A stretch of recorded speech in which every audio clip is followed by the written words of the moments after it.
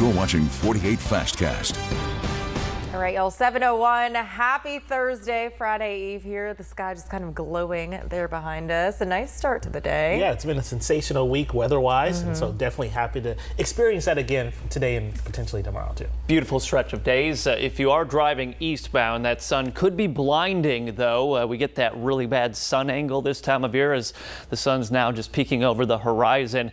But we go to the weekend, and this is Saturday morning. Liz Hurley Ribbon Run Saturday morning. Temperatures will be mild in the low to mid 60s. We will see a lot of sunshine as we go through the day on Saturday. That will boost our high temperatures into the low to mid 80s. Some gusty winds from time to time, about 15 to 25 miles per hour. And with the direction of the wind out of the south, we bring up a bit more moisture from the Gulf. That moisture will fuel rain showers and storms moving in along a strong fall cold front. Now this brings the potential of not only widespread moderate to heavy rainfall. We'll watch that flooding threat for you, but there's also the possibility of looking at some strong to severe storms. Just a little too early for specifics right now. We will of course keep you updated on any potential of strong to severe storms for Saturday into Sunday. That's actually our weather maker out there in Utah and Wyoming. More on your forecast coming up. This is your 48 First Alert Road Report, sponsored by Bankston Motorhomes. And BB traffic time, beautiful weather start to the day, and the traffic behaving nicely right now. There are more cars now on the highway, but the volume usually increasing quickly through 6 to 7. Hasn't really done that this morning, and therefore the drive time's looking pretty good. Obviously throughout the traffic triangle looks good. You do hit a little bit of a slowdown on the Parkway when you get to Bob Wade down towards A&M. Maston Lake Mess looks pretty slow at the light, but other than that, Governor's Drive, the typical light slowdowns, that's about it this morning. Looks pretty good. Have a safe morning commute. Jonathan? All right, thanks, Jeff. Well, new this morning, a motion for acquittal and a new trial for a Huntsville man if convicted of attempted murder was recently denied. Brian Mann was sentenced to life in prison for attempting to poison his wife with lead. In the motion for acquittal, Mann's attorneys claimed that the state did not prove beyond a reasonable doubt that he had tried to commit murder. They say that the state only proved that his wife, Hannah, suffered from lead poisoning, and how and when she ingested it were pure speculation by the jury. Our partners at the Decatur Daily report that Mann's attorneys plan to appeal the decision. Well, 2 people are recovering after a fire broke out at a home on Sparkman Drive last night. Firefighters broke through a window and climbed in to rescue a man who was found unresponsive in the home. HIMSI officials say that he was resuscitated at the scene. He and another woman suffered from smoke inhalation, were rushed to Huntsville Hospital, and at last check, both are in stable condition. A decision could come at any moment on whether a Huntsville business owner will be able to reopen his doors. A temporary court order allowed the city to shut down 708 Bar and Grill. After a hearing yesterday, a Madison County judge will now decide whether it will reopen or stay closed. The city filed a lawsuit against the business, claiming it was a public nuisance. City attorney cited multiple instances of recent gun violence there. Malcolm Gopher, the owner, says his family is now in a bind since the bar has been closed for nearly a month. I get paid to work there, and that's the biggest problem.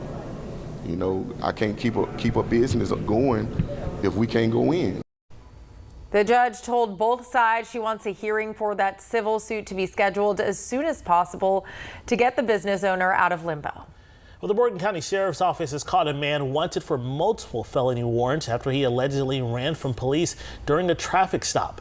Jail records show that Paul Jackson is facing multiple charges, including trafficking cocaine and attempting to elude police.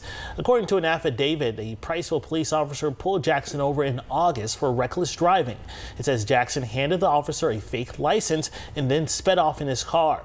He's now being held in jail without bond. This morning, Huntsville Police will be back out searching an area where a missing man was last seen nearly a week ago.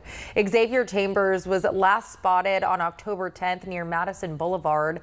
His family says he was in town visiting his sister from Texas, but disappeared after taking the dogs for a walk. Police spent the last several days searching for him in that area, but haven't found anything. Disheartening to know that your child is somewhere out here and you don't know where. You don't know his condition, and so it's painful, and that's why we have felt the need to try to galvanize volunteers to come out and do a search with us.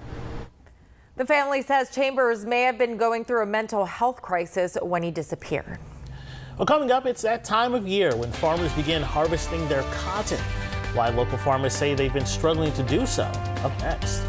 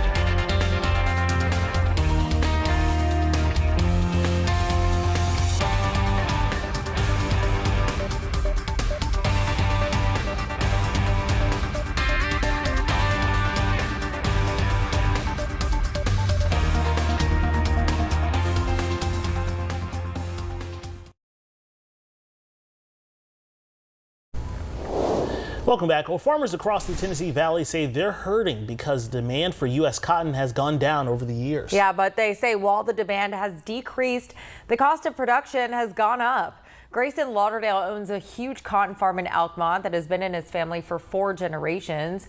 He says they've been operating at a loss for some time now because the demand for U.S. grown cotton has fallen. He says just yesterday the price of cotton was 63 cents a pound. Lauderdale adds that it has been hard to operate a business with the price of cotton continuously falling. Well, it doesn't feel too good, you know. At the end of the day, we're doing things right. We're doing it the same as we always have, and trying to learn along the way. But at the end of the day, some things you can't control. You know, I mean, the demand for cotton needs to increase if we want to see the price go up. Now, a proposed bill called the Buying American Cotton Act is meant to incentivize businesses to purchase U.S. grown cotton by making it more affordable through tax incentives. Lauderdale says that new legislation to help increase the demand for cotton in America would help farmers like him. Now, your First Alert weather with meteorologist Eric Burke. Well, good morning once again, everyone. Temperatures will continue to warm up into the low to mid 80s, kind of this sunny above average stretch of days coming through Saturday at least, and then some pretty abrupt changes in the form of that strong fall cold front knocking down highs from 85 to not even hitting 70 there on Sunday. Plus, Sunday is going to be a blustery day, some gusty winds, and it will just feel pretty damp. We are in the low to mid 70s for next work and school week. Good news though, the rainfall will hold off until very late Saturday night, overnight into the day on Sunday. Sunday will bring mostly morning rainfall and a few embedded storms. Still the potential of some strong to severe storms with that. We do like to see the rainfall though, ½ an inch to an inch or more of rain. Temperatures this morning, pretty mild start actually. We've got a few low 50s, but we also have some low 60s. Temperature difference about 5 to 7 degrees warmer than the same time yesterday morning. This is what I've got planned this afternoon. Should be a great day to get outside and play 18, and hey, why not? If you've got time, go ahead, play 36. Could be one of our last very warm rounds of the year, which is just kind of crazy to think about. But temperatures in the 70s next week. But tracking that front, that is our next weather maker. We'll have plenty of updates on that. All right, we'll definitely try to enjoy this warmer weather today while we can. Thanks so much for tuning in here to the Fastcast. Make sure to come back for Talking TVL and streaming and Weather Extra at 10:30. Have a good one.